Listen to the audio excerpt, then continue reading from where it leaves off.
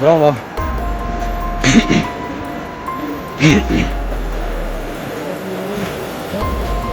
2019 ജനുവരി 2-ന് ഇത്തരത്തിൽ ഒരു യുവതീ പ്രവേശനം എന്തിനായിരുന്നുവെന്ന് ചോദിച്ചാൽ ഉത്തരം നൽകാൻ സർക്കാരിനാകില്ല. വിശ്വാസികളല്ലാത്ത ബിന്ദു അമ്മിണിയെയും കനകദുർഗയെയും ശബരിമലയിൽ കയറ്റിയതുകൊണ്ട് എന്ത് നവോത്ഥാനമാണ് സർക്കാർ ഉണ്ടാക്കിയത്? യുവതീ പ്രവേശനം ആവശ്യമാണെന്നും അതിൽ സർക്കാരിന് ഒരു കുറ്റബോധമില്ല എന്നും നിലപാടിൽ നിന്ന് പിന്നോട്ടില്ലെന്നും പലകുറി സർക്കാരും മുഖ്യനും ആവർത്തിച്ചു പറഞ്ഞു. ആർക്കാണിപ്പോൾ ശബരിമല വിഷയം? എന്തിനാണിപ്പോൾ ശബരിമല എന്ന് പറഞ്ഞുകൊണ്ട് വരുന്നത്? ഇത്തരം ചോദ്യങ്ങളുടെ തന്നെ ആവശ്യം എന്താണ്? വിവരങ്ങൾ അറിയലല്ല, ഒരു പ്രതീതി നാട്ടിൽ സൃഷ്ടിച്ചു വെക്കലാണ്. അതിന് ബോധപൂർവം പ്രവർത്തിക്കുന്ന ചില ശക്തികളുണ്ട്, അതിനു വേണ്ടി നിലകൊള്ളുന്ന ചില മാധ്യമങ്ങളുമുണ്ട്. അവരോടെല്ലാം ഒരു കാര്യമേ പറയാനുള്ളൂ, ജനങ്ങൾക്ക് ഇന്നതൊരു പ്രശ്നമായിട്ടില്ല. കഴിഞ്ഞ തദ്ദേശ ഭരണ തെരഞ്ഞെടുപ്പിലും ഇത് വല്ലാതെ ഉന്നയിക്കാൻ നോക്കിയിരുന്നു, പക്ഷെ അത് ഏശിയില്ല. ഇപ്പോഴും ഏശുന്നില്ല. പക്ഷെ നിങ്ങൾ എല്ലായിടങ്ങളിലും ഇത് ആവർത്തിച്ച് ഒരു പ്രശ്നമായിട്ട് ഉന്നയിക്കാൻ പറ്റുമെന്ന് നോക്കുകയാണ്. അതൊന്നും കേരളം സ്വീകരിക്കാൻ പോകുന്നില്ല എന്ന് മനസ്സിലാക്കുന്നത് നല്ലതാണ്. അത്രയും എനിക്ക് പറയാം. എന്നാൽ ജനവികാരം തനിക്കെതിരെയാണെന്ന് തിരിച്ചറിഞ്ഞ മുഖ്യന് നിക്കക്കള്ളിയില്ലാതെ വന്നിരിക്കുകയാണ്. നിലപാടിൽ മാറ്റം വരുത്താൻ സർക്കാരും മുഖ്യനും നിർബന്ധിതരായി. ശബരിമലയിൽ അരുതാത്ത കാര്യങ്ങൾ നടന്നു എന്ന് മുഖ്യൻ തന്നെ പറയുന്ന അവസ്ഥയിലേക്ക് കാര്യങ്ങൾ എത്തി നിൽക്കുന്നു. ഇതൊന്നും ഒരു തരത്തിലും യേശുന്നൊരു കാര്യമല്ല.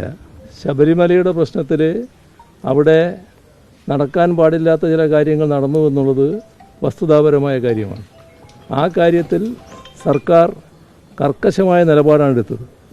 ഈ സർക്കാരായിരുന്നില്ലെങ്കിൽ ഇത്തരം കാര്യങ്ങളിൽ ഇത്ര കൃത്യതയോടെയുള്ള നടപടികൾ ഉണ്ടാകില്ല എന്ന് വിശ്വാസികളെല്ലാം ഉറപ്പായി കരുതുകയാണ്.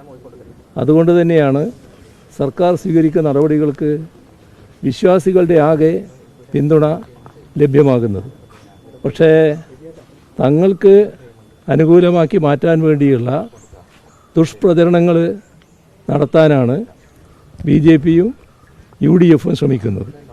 രണ്ടു കൂട്ടരും ഇക്കാര്യത്തിൽ ഒരേ വണ്ടിയിൽ സഞ്ചരിക്കുന്നതാണ് നമുക്ക് കാണാൻ കഴിയും. തന്ത്രിയെപ്പോലെയും വളരെ മോശമായി ഒരു വേദിയിൽ പറഞ്ഞ മുഖ്യനാണ് ഇത്തരത്തിൽ നിലപാട് മാറ്റിയത്.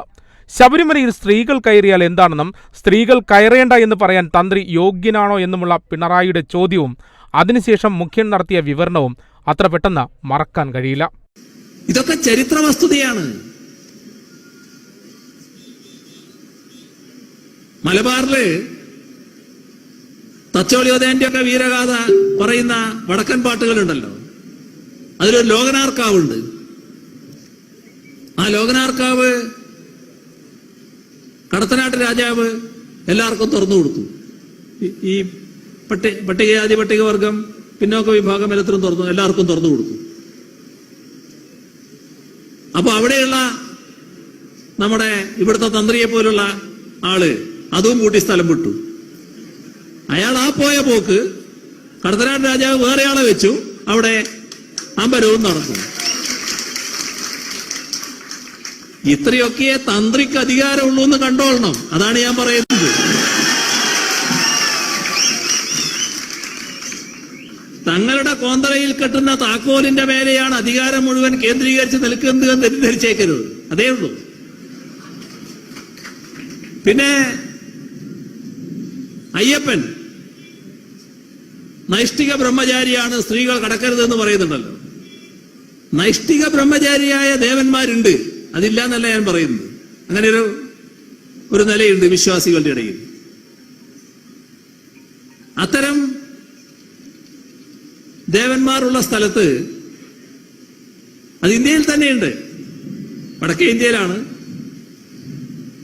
ഈ പൂജാരിയും ബ്രഹ്മചാരിയാവണം.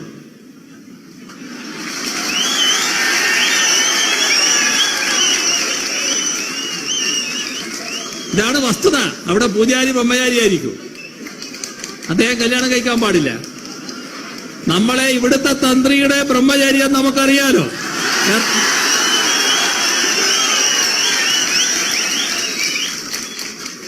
ഗൃഹസ്ഥാശ്രമത്തിന്റെ കാര്യം മാത്രമല്ല ഞാൻ പറയുന്നത്, അതിന്റെ അപ്പുറം കടന്ന് വ്യഭിചാരത്തിലേക്ക് പോയിട്ടുള്ള ഒരു ഘട്ടം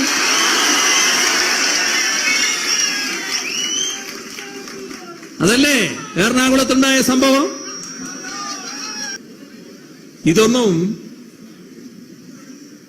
നമ്മൾ മറന്നുപോകരുത്.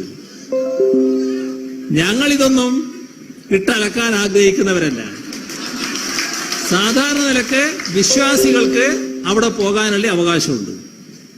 ആ അവകാശം നിലനിൽക്കണം. യുവതീ പ്രവേശനത്തിന് ശേഷം നടന്ന ഉപതെരഞ്ഞെടുപ്പുകളിലും അതിനുശേഷം നടന്ന ലോക്സഭാ ത്രിതല പഞ്ചായത്ത് തെരഞ്ഞെടുപ്പുകളിലും നിലം തൊടാതെ പരാജയ രുചി അറിഞ്ഞപ്പോഴാണ് സർക്കാരിന് നയം മാറ്റേണ്ടി വന്നത്. ഒടുവിൽ വിശ്വാസികൾക്ക് മുമ്പിൽ മുട്ടുമടക്കേണ്ടി വന്നു.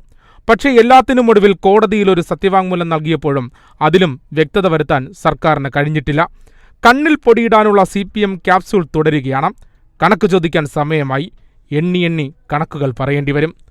ന്യൂസ് ഡെസ്ക്, ജയ് ഹിന്ദ് ന്യൂസ്.